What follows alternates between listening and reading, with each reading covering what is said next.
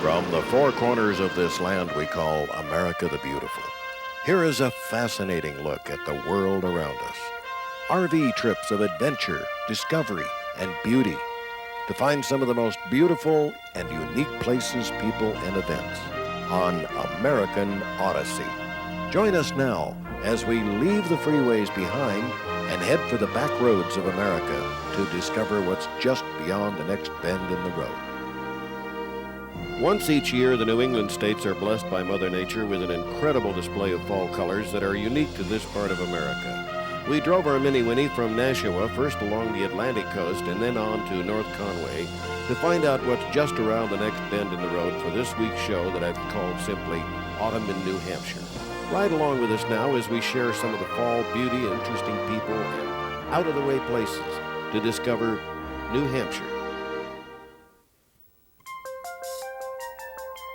Tucked away between Vermont, Maine, and Massachusetts, New Hampshire manages to keep its big toe in the Atlantic Ocean at Hampton Beach, our first destination. Nashua, about an hour's drive north of Boston, is where I received the keys to a new Mini Winnie, graciously loaned to us by Winnebago and Campers Inn RV Center of Nashua.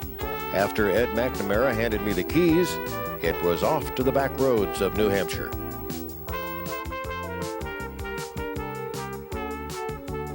I wanted to get through Nashua faster than a speeding bullet, but I ran into some opposition from my producer. He wanted to take a quick look around, and besides, he had charge of the expense money. A fur trading post turned mill town, Nashua lies on the western bank of the Merrimack River.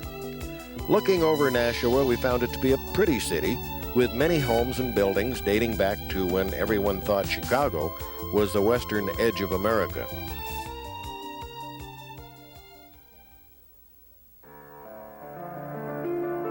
There must have been many interesting places to visit here in Nashua, but our producer, Mike Nelson, spotted a beautiful grand piano at Daryl's Music Store, and it took me the better part of an hour to get him away from the piano.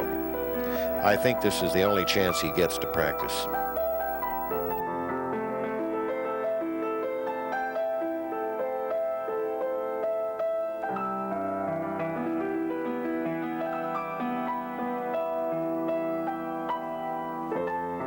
The Nashua River, which runs through the city and meets up with the Merrimack, drove grist mills as early as 1700 and textile mills in the 1820s. Several of the mills are still here.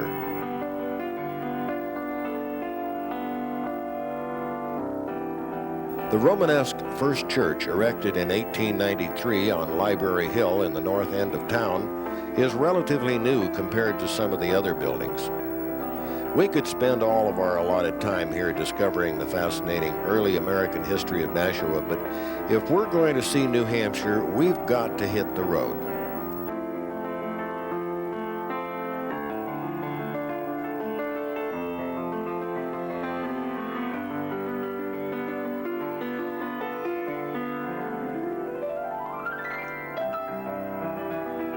A little autumn rain sure brings out the colors of the trees and makes back road driving pleasurable to the eyes.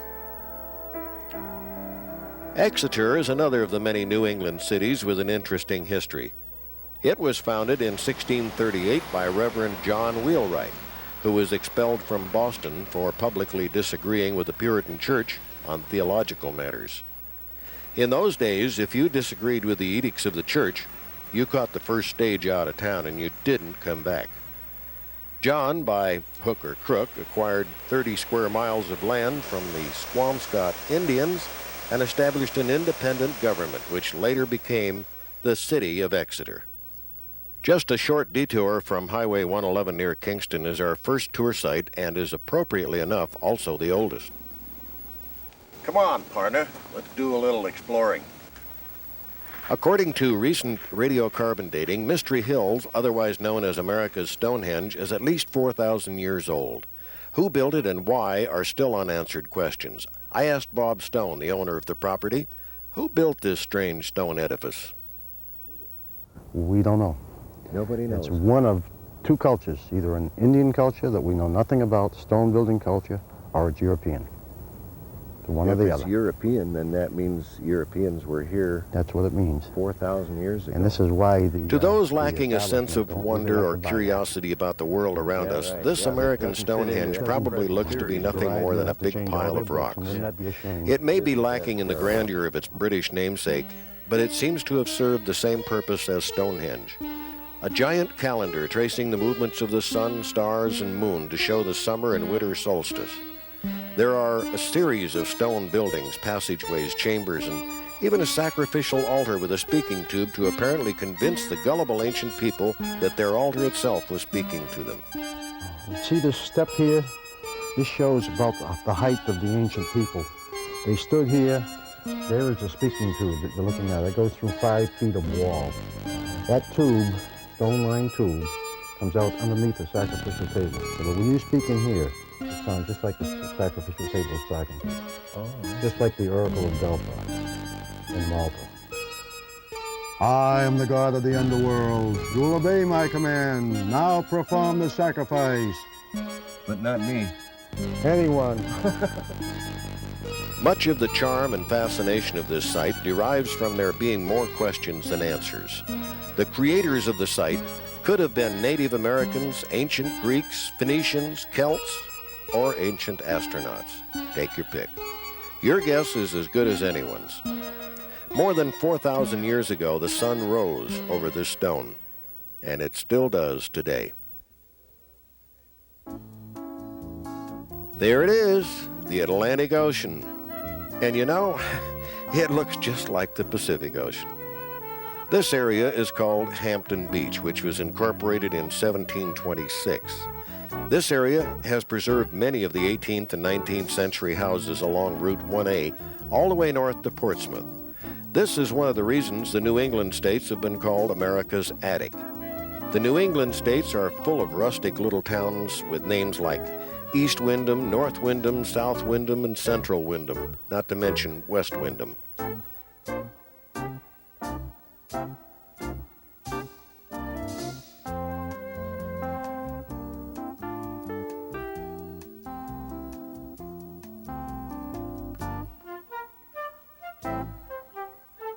I watched a few hardy souls enjoying the beach on a cool October day, including a dog that didn't seem to mind the cold water, and human surfers that at least were dressed for it. After a short drive past Rye Harbor to Portsmouth, we stopped at the Old North Cemetery and watched Mike become intrigued by some of the inscriptions on the old headstones. Mrs. Mary L. Hill, consort of J. Burley Hill, obit December 4, 1823, aged 41. At the age of 22, she renounced the world and became a follower of Christ. She was a bright example of patience and purity, and died in the triumphs of faith and hope.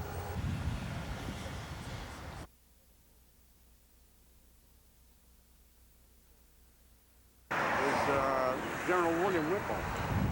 A local gentleman that we met told us that General William Whipple, signer of the Declaration of Independence, and Governor John Langdon, signer of the Constitution, are buried here. I learned more about early American history here than I did in school. Maybe it's because I'm a little older and more interested now, or maybe it's because here you're nose to nose with the real thing. By this time, I was hungrier than a dog, so we stopped for a bite to eat. Now, it's a well-known fact that if a cookie breaks off in your mouth, there are no calories in it. I didn't order the soup du jour because I never know what it's going to be from one day to the next.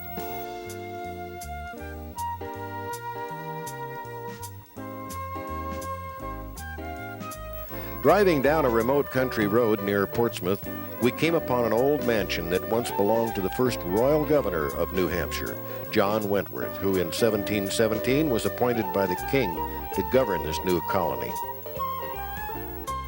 The Wentworth Coolidge Mansion is just a fascinating place to visit. It's full of little nooks and crannies and rooms and stairs that go up to nowhere and old furniture. And well, look at this old harpsichord, for instance. I'd love to play something for you, but I'm afraid I gave up my piano lessons too soon. Governor Wentworth had this house built so he could keep track of the ships that entered and left the harbor. The family lived in this house for several generations. He and his brother Mark made a fortune in masts, selling to all comers, quote, at their own price. With all the tall trees around in those days, they knew which side their bread was buttered on. He also knew how to cut a deal with England. That's how he became governor.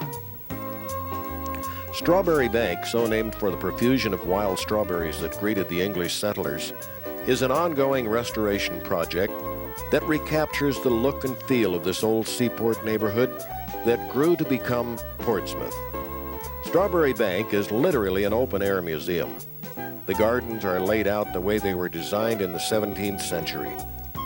Tours are self-guided, so you can browse and linger at will.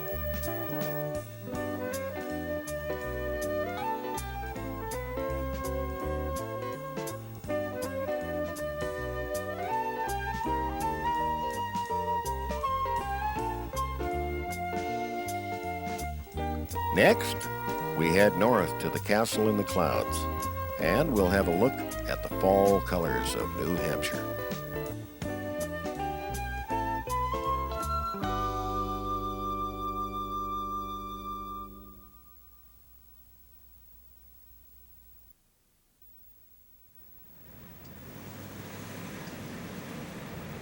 Huge boulders like this one are called erratics and were deposited here by retreating glaciers thousands of years ago. The other erratics deposited here years ago were the many eccentric millionaires of the New England industrial era. We're on our way to visit the home of one of them. His name was John G. Plant. The road to his house is narrow and winding, but oh so beautiful in the fall. Just look at the color. As I was saying, John Plant made his fortune in the shoe manufacturing business. Until about 1870, shoes were handmade by cobblers, one pair at a time. Mr. Plant was one of the first in New England to make shoes with a recently invented shoemaking machine and became fabulously wealthy. In those days, when you made money, you could keep it. He had this home built overlooking Lake Winnipesaukee, and the view is breathtaking. Today, this 6,000-acre estate is called the Castle in the Clouds.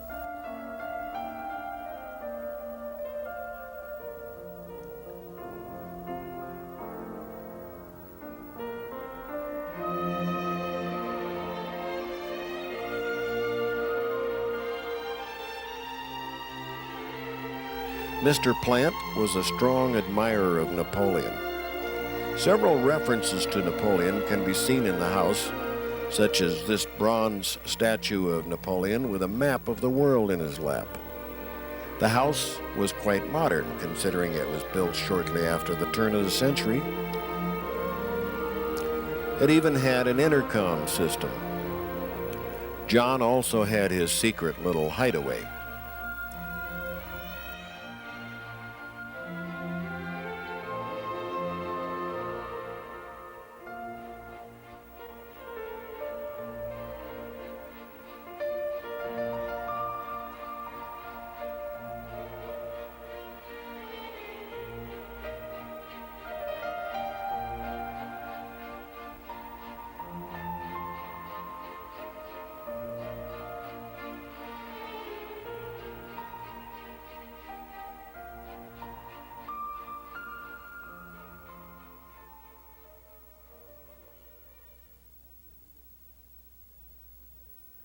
After leaving the castle in the clouds, we headed for North Conway, enjoying the beautiful fall colors along the way.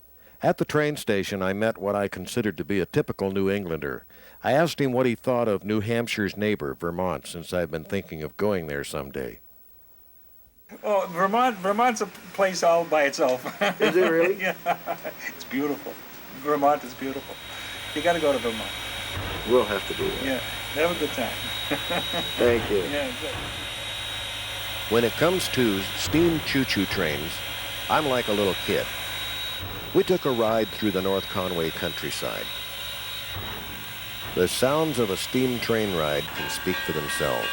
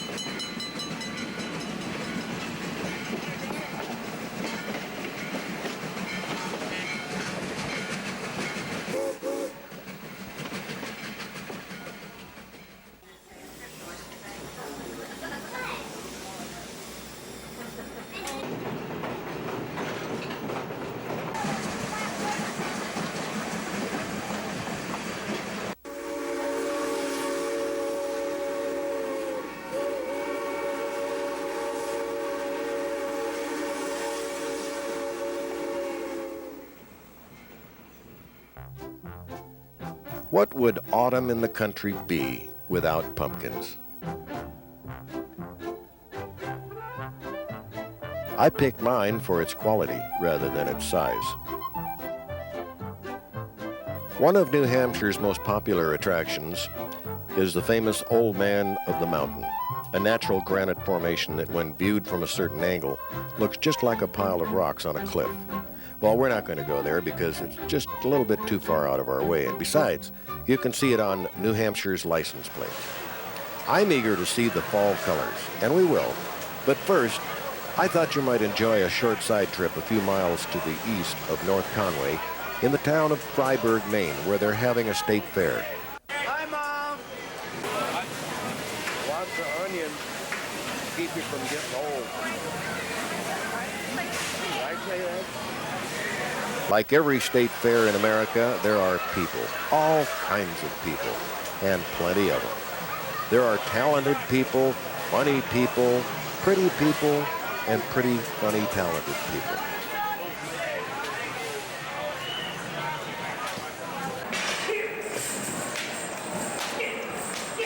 Now what are you going to do with it? Eat it.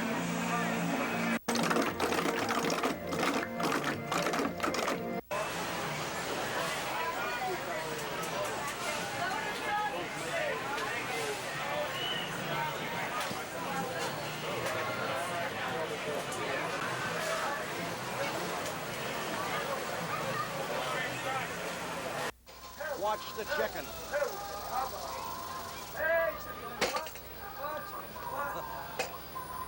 A chicken in every pot.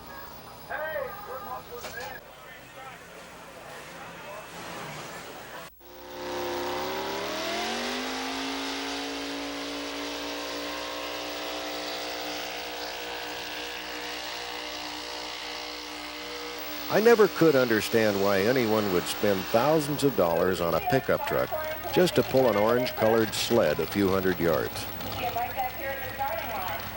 Well, I think we ought to get back to New Hampshire. Well, you can't really see the fall colors of New Hampshire. One can't really see the fall colors of New Hampshire.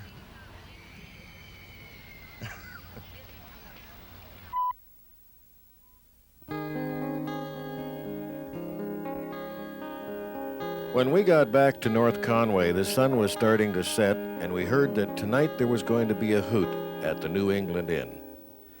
That's when the local musicians get together and share their talents with whoever would like to listen. They were all good, but one young lady by the name of Joanne Duncan, I felt, was outstanding. See if you don't agree with me.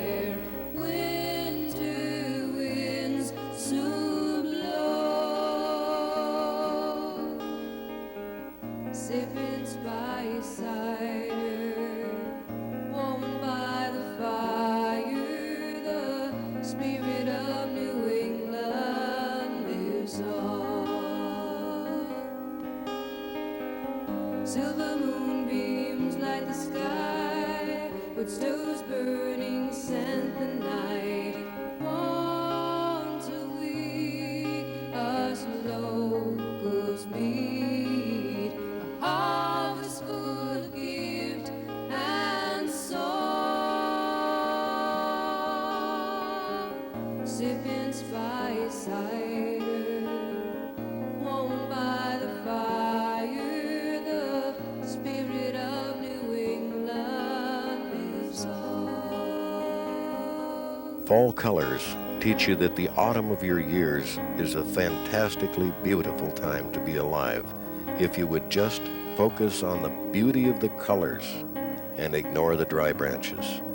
So it is in life. Look for the good, and it shall be yours. One of the most important things I've learned by getting older is that in school, you were taught a lesson and then given a test. In life, you're given a test that teaches you a lesson.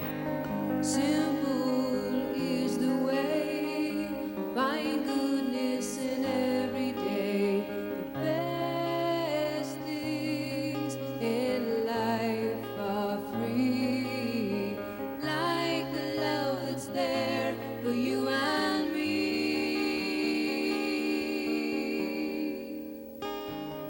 sipping spice cider, warmed by the fire, the spirit of New England lives on.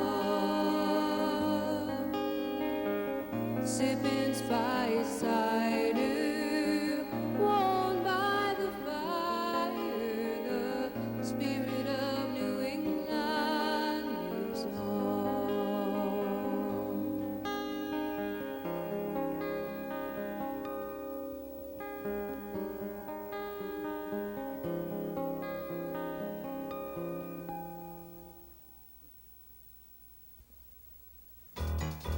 Some of the dirt roads we traveled were dusty and bumpy enough to jar your teeth loose. I guess that's Mother Nature's way of saying that life is dusty and full of bumps, and you soon learn that going too fast in life could be hazardous to your health. That's your clue to slow down and enjoy the gifts of nature that are everywhere to be found. And fall in New Hampshire is another gift from God. Drive safely and join me again on American Odyssey.